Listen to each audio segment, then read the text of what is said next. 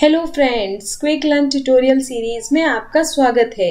इस वीडियो में मैं आपके साथ शेयर करूंगी एनर्जी कंजर्वेशन और ऑडिट के एमसीक्यू क्वेश्चन। इसके प्रीवियस वीडियो में मैंने आपके साथ शेयर किए थे एनर्जी मैनेजमेंट और ऑडिट के एमसीक्यू क्वेश्चन।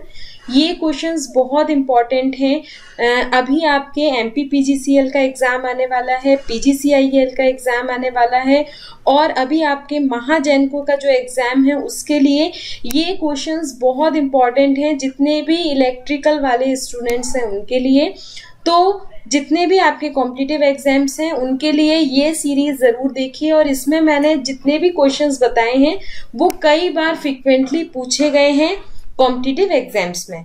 तो आइए वीडियो स्टार्ट करते हैं। फर्स्ट क्वेश्चन है, which of the following is a non renewable resource. इनमें से कौन सा नॉन रिन्यूएबल रिसोर्स है? ऐसा रिसोर्स जिसको हम रिन्यू नहीं कर सकते। ठीक है, तो वाटर को आप रिन्यू कर सकते हो, फॉरेस्ट फिर से कट के फिर से आप लगाए जा सकते हैं, फिर से ग्रो कर जाते हैं, वाइल्ड लाइफ रिन्यू हो सकती है, लेकिन कोल जो है वो रिन्यू नहीं होता। There are 4 major type of non renewable resource. हमारे पास 4 मेजर टाइप के नॉन रिन्यूएबल रिसोर्स होते हैं। नेचुरल रिसोर्सेज की बात हो रही है यहाँ पे। वो है आपके ऑयल, नेचुरल गैसेस, कोल, न्यूक्लियर एनर्जी, और इनको हम फॉसिल फ्यूल्स भी कहते हैं। तो ये हमारे फॉसिल फ्यूल्स हैं जो नॉन रिन्यूएबल रिसोर्सेज की कैटेगरी में आते हैं। तो ए इसका करेक्ट आंसर होगा। Next, which among the following is not a renewable source of energy. इनमें से कौन सी रिन्यूएबल सोर्स ऑफ एनर्जी नहीं है, मतलब नॉन रिन्यूएबल कौन सी है? फिर से एक बार इन्होंने इसी क्वेश्चन को देखिए ट्विस्ट करके अदर ऑप्शन देकर पूछा है। Which of the following is not a renewable source of energy. इनमें से रिन्यूएबल सोर्स ऑफ एनर्जी कौन सी नहीं है? तो यहाँ पे देखिए टाइडल एनर्जी जो होती है वो non renewable source of energy है। तो यहाँ पे wind, biogas, biofuel, sunlight and natural gases are the renewable source. हमारे पास विंड, नेचुरल गैसेस, सन, ये हमारे सन या सनलाइट ये हमारे रिन्यूएबल सोर्सेस कहलाते हैं एनर्जी के। नॉन रिन्यूएबल क्या कहलाते हैं? जो आपके फॉसिल फ्यूल्स हैं, जैसे कोल, पेट्रोलियम, नेचुरल गैसेस, ये आपके नॉन रिन्यूएबल एनर्जी रिसोर्सेज होते हैं। अब रिन्यूएबल क्या होते हैं, नॉन रिन्यूएबल क्या होते हैं, वो भी मैंने यहाँ पे एक्सप्लेन किया है। The renewable energy sources is a source of energy which can be used repetitively and replaced naturally. Renewable energy source ऐसे एनर्जी सोर्स होते हैं जिनको हम कई बार यूज कर सकते हैं रिपीटेटिवली, जैसे आपके सनलाइट, टाइडल एनर्जी और नेचुरल गैसेस, ये सब आपके रिन्यूएबल सोर्स ऑफ एनर्जी कहलाती हैं। Biomass, biofuel. लेकिन नॉन रिन्यूएबल एनर्जी सोर्स क्या कहलाते हैं? The energy source that will run out और will not be replenish in our life time energy source जिनको हम रिपीटेटिवली यूज नहीं कर सकते वो कहलाते हैं आपके नॉन रिन्यूएबल एनर्जी सोर्स। इसमें आपके फॉसिल फ्यूल्स आते हैं, जैसे कोल एक बार बर्न हो गया तो आप उसको फिर से यूज नहीं कर सकते। पेट्रोलियम प्रोडक्ट्स जो हैं, जैसे पेट्रोल हो गया या डीजल हो गया, वो अगर बर्न हो गया तो आप उसको फिर से रिन्यू नहीं कर सकते, फिर से यूज नहीं कर सकते। तो ये आपके रिन्यूएबल और नॉन रिन्यूएबल एनर्जी सोर्स हैं। यहाँ पे डी इसका करेक्ट आंसर है। अब टाइडल एनर्जी क्या कहलाती है वो भी आपको पता होना चाहिए। Tidal energy is a form of power produced by natural rise and fall of the tides. आपने देखा होगा समुद्र में जो नेचुरल हाई टाइड्स आते हैं और लो टाइड्स आती हैं, मतलब जो बहुत ऊंची ऊंची लहरें आती हैं नेचुरली और बहुत ऊंचे ऊंचे डाउनफॉल्स आते हैं, तो उनको हम क्या कहते हैं? उनको हम कहते हैं टाइड्स। इन टाइड्स के कारण जो एनर्जी प्रोड्यूस होती है वो कहलाती है टाइडल एनर्जी, और ये होता है बेसिकली ग्रेविटेशनल फोर्स के कारण। This is caused by the gravitational interaction between earth, sun and moon. आप देखोगे कि जब पूर्णिमा आती है तो ज्वार भाटा आपने सुना होगा अगर हिंदी में, तो समुद्र में ज्वार भाटा आता है, यानी हाई टाइड्स होते हैं।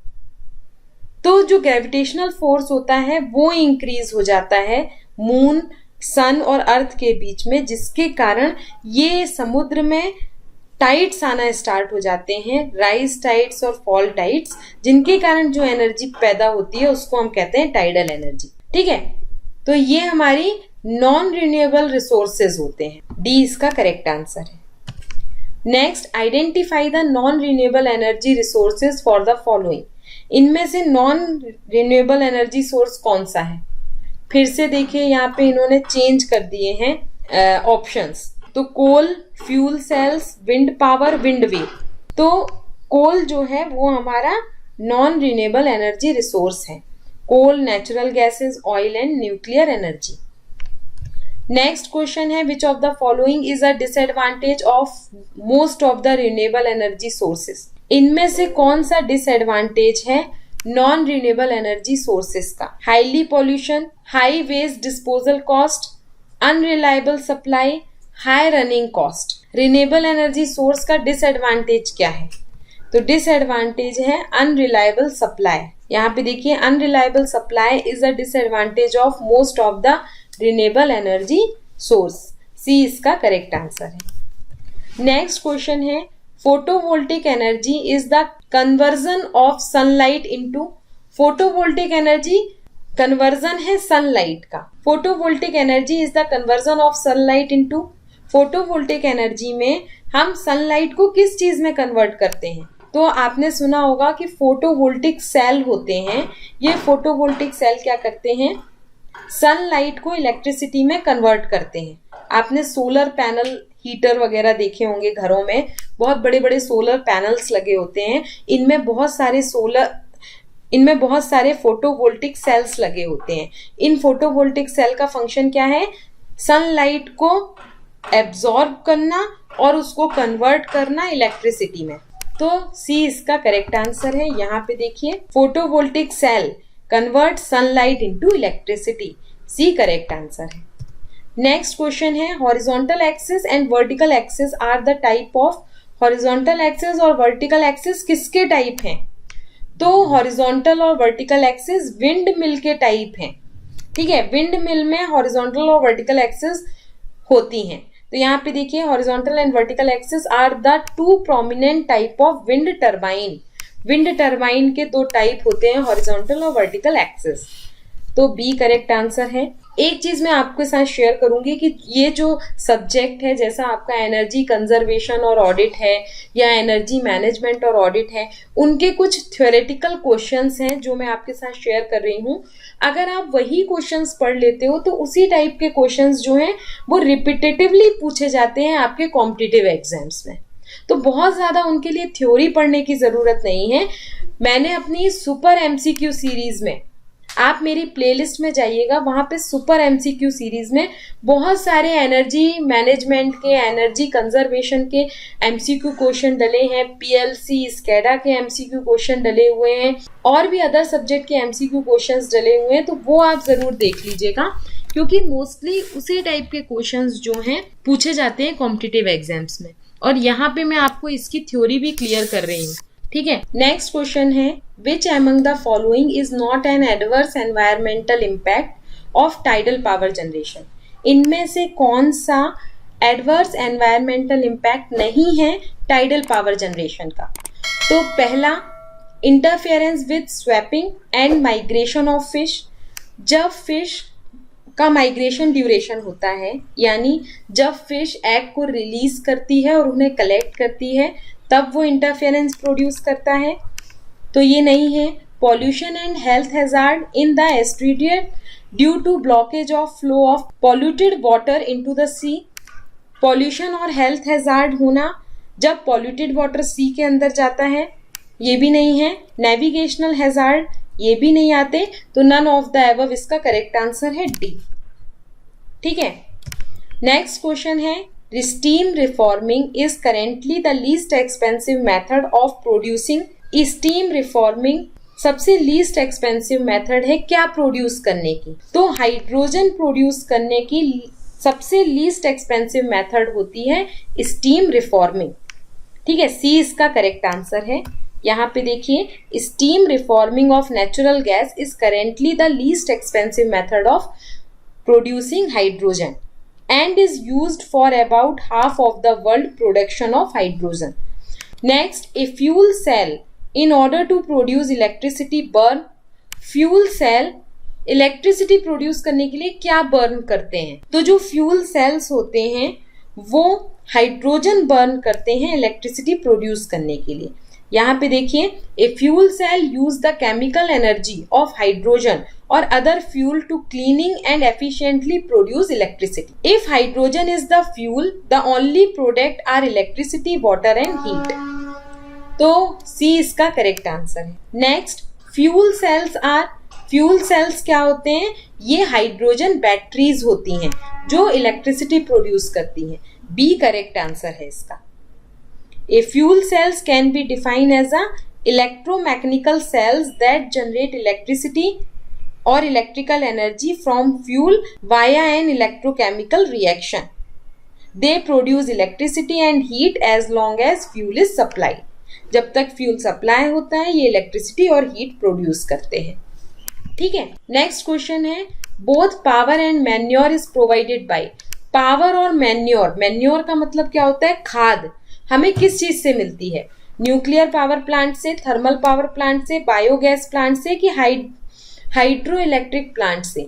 तो जो बायोगैस प्लांट्स होते हैं उनसे हमें खाद भी मिलती है और पावर भी मिलती है, क्योंकि बायोगैस कैसे फॉर्म होती है? जब हम काऊ डंग को स्टोर करते हैं एक पिट में और उसको हम सड़ाते हैं बहुत दिनों के लिए, तो उससे जो गैस प्रोड्यूस होती है वो कहलाते हैं बायोगैस प्लांट। उनसे खाद भी बन जाती है उस काऊ डंग की, मैन्योर मिलती है और पावर भी मिलती है। तो सी करेक्ट आंसर है। यहाँ पे डिटेल दिया है, the biogas plant is based on the gas produced by a large amount of cow dung. Power is generated by utilizing the produced gas and the remaining phase material is used as a manure and fertilizer for agriculture. C correct answer. Next, the outermost layer of the earth is, अर्थ की outermost layer कौन सी है? तो crust जो है CRUST, ये outermost layer होती है अर्थ की। यहाँ पे देखिए C करेक्ट आंसर है, the outermost layer of the earth is crust। वैसे 4 लेयर होती हैं, crust, mental, outer core and inner core. ठीक है, next, common energy source in village is. Indian village का कॉमन एनर्जी सोर्स कौन सा है? तो इंडियन विलेज में आप देखोगे सबके घर में एक एक काऊ होती है या गोट होती है। तो काऊ डंग, एनिमल डंग और वुड जो है वो इंडियन विलेज का कॉमन एनर्जी सोर्स होता है। डी करेक्ट आंसर है। अब यहाँ पे एक्सप्लेनेशन दिया है, वो आप पढ़िएगा। वीडियो को पॉज करिए, एक्सप्लेनेशन जरूर पढ़िएगा। नेक्स्ट क्वेश्चन है, the one thing that is common to all the fossil fuel is that they contain carbon. Fossil fuel में सबसे कॉमन क्या होता है? फॉसिल फ्यूल में सबसे कॉमन होता है, कोई भी फॉसिल फ्यूल हो आपका, चाहे ऑयल हो, नेचुरल गैसेस हो, कोई भी चीजें हो, कोल हो, उसमें कार्बन होता है। तो बी करेक्ट आंसर है। यहाँ पे देखिए, what are fossil fuel, fossil fuel क्या कहलाते हैं, हाउ दे फॉर्म्ड, वो कैसे बनते हैं, उनमें सबसे कॉमन कंटेंट कौन सा है? तो वो है कार्बन। तो यहाँ पे देखिए कौन कौन से फॉसिल फ्यूल होते हैं। फॉसिल फ्यूल कैसे बनते हैं? जब हम वेरियस प्लांट को और एनिमल्स बरीड रहते हैं बहुत मिलियन ऑफ ईयर तक, तो नेचुरल प्रोसेस से फॉसिल फ्यूल्स जो है वो बनते हैं। फॉसिल फ्यूल होते हैं हमारे कोल, पेट्रोलियम, नेचुरल गैसेस। ये हमारे नॉन रिन्यूएबल एनर्जी सोर्स की कैटेगरी में आते हैं और इनमें कार्बन होता है। जब भी हम इनको बर्न करते हैं तो ये कार्बन डाइऑक्साइड रिलीज करते हैं और ये ग्रीन हाउस इफेक्ट के लिए सबसे ज्यादा रिस्पॉन्सिबल होते हैं। तो ये पूरा फॉसिल फ्यूल का एक्सप्लेनेशन है, आप जरूर पढ़िएगा। बी करेक्ट आंसर है। नेक्स्ट क्वेश्चन है, the process that convert solid coal into liquid hydrocarbon fuel is called. Solid coal को लिक्विड हाइड्रोकार्बन फ्यूल में कन्वर्ट करने की प्रोसेस क्या कहलाती है? तो वो कहलाती है लिक्विफिकेशन। ठीक है, कोल लिक्विफिकेशन की हेल्प से हम कोल को लिक्विड फ्यूल में कन्वर्ट करते हैं। ए इसका करेक्ट आंसर है। नेक्स्ट क्वेश्चन है, lignite, bituminous, anthracite are different rank of. ये सब किसकी रैंक है? या किसके टाइप हैं? तो ये बेसिकली कोल के टाइप होते हैं। कोल बेसिकली 4 टाइप के होते हैं। यहाँ पे देखिए, coal is classified into 4 type: anthracite, bituminous, sub bituminous and lignite. The rank depend upon the type and amount of carbon the coal contain. ये डिपेंड करता है किस टाइप का कोल है और उसमें कितना कार्बन है। ठीक है, तो 20 का करेक्ट आंसर है। Next, crude oil crude oil कैसा होता है? Colourless, odourless, smelly yellow to black liquid. तो C, smelly yellow to black liquid होता है crude oil. C correct answer है। ये एक रॉ मटेरियल होता है जो हमें अर्थ क्रस्ट से मिलता है। जब हम अर्थ की जो सबसे ऊपरी सतह होती है उसको ड्रिल करते हैं तो सबसे पहले हमें क्रूड ऑयल मिलता है। वो स्मेली येलो कलर का होता है और ब्लैक लिक्विड होता है। ठीक है, next, BTU is measurement of. BTU का यूज हम क्या मेजर करने के लिए करते हैं? तो हीट कंटेंट को मेजर करने के लिए हम ब्रिटिश थर्मल यूनिट का यूज करते हैं जिसे हम BTU कहते हैं। Is measure of the heat content of the fuel और एनर्जी सोर्स। तो सी करेक्ट आंसर है। Next, the first controlled fusion of an atom was carried out in Germany in 1938। सबसे पहला एटॉमिक फ्यूजन जर्मनी में हुआ था 1938 में। तो डी इसका करेक्ट आंसर है और उसका एक्सप्लेनेशन यहाँ पे दिया है, तो आप पढ़ लीजिएगा। नेक्स्ट क्वेश्चन है, boiled water reactor and pressurised water reactor, BWR और PWR आर, ये किसके टाइप हैं? तो ये बेसिकली न्यूक्लियर रिएक्टर के टाइप होते हैं। 2 टाइप के न्यूक्लियर रिएक्टर होते हैं, BWR और PWR। यहाँ पे देखिए इनका पूरा एक्सप्लेनेशन दिया है। The boiling water reactor BWR is a light water reactor, nuclear reactor that is used to generate electricity.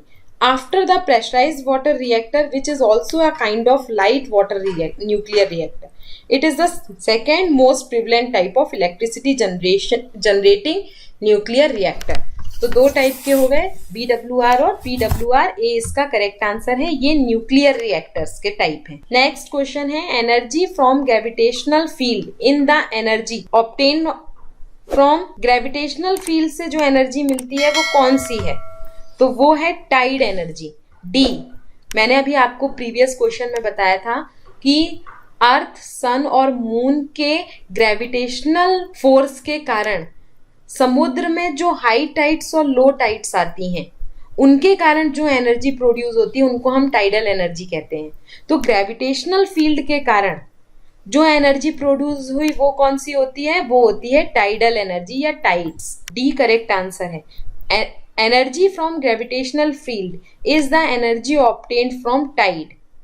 ठीक है, जो ज्वार भाटा आता है समुद्र में वो इन्हीं ग्रेविटेशनल फोर्स के कारण आता है, सन, अर्थ और मून के। Tidal pull of moon can destroy content pulling up and down up to. जो टाइडल वेव्स होती हैं जो मून के कारण आती हैं समुद्र में, वो कितना अप और कितना डाउन टाइड्स प्रोड्यूस करती हैं? तो 25 सेंटीमीटर के अराउंड। ए करेक्ट आंसर है। ठीक है, यहाँ पे देखिए दिया है अबाउट 20 सेंटीमीटर और 25 centimetre. Next, gain in kinetic energy is equal to. Kinetic energy में गेन हम किस फॉर्मूले से देते हैं? ये क्वेश्चन पूछा गया था UPPCL JEE के पेपर नंबर 4 में जो 2018 में हुआ था शिफ्ट 2 का। इसका आंसर होगा loss in PE minus work against friction. A इसका करेक्ट आंसर है।